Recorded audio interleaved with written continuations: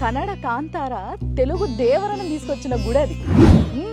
అంటే రిషబ్ శెట్టి గారు జూనియర్ ఎన్టీఆర్ గారిని రీసెంట్గా ఒక గుడి తీసుకుపోయారు, యాదొచ్చిందా?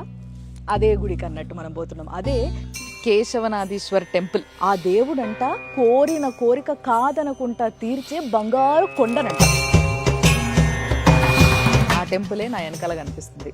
ఇల్లు లాగానే ఉంది, ఇల్లుకి వెనకాల గృహ ఉంది. ఆ గుహ లోపలనే ఆ స్వామి వెలిసిండరన్నమాట. అంటే స్వయంభూ, ఆయన భూమిలో నుంచి ఉద్భవించిన మహాలింగమే ఆ లోపల ఉంది.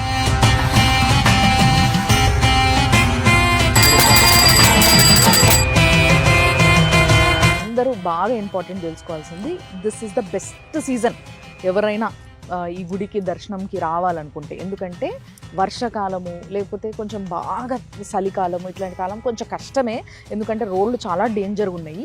అండ్ 1 కిలోమీటర్ ముందు నుంచి వెళ్ళి మొత్తం మట్టి రోడే. ఇంకొకటి ఏంటి అని అంటే, ఒకవేళ వర్షాలు పడుతున్నాయి అనుకో 3 కిలోమీటర్లు నడిచి రావాలంట, ఇక్కడ దాకా కార్లు రావు.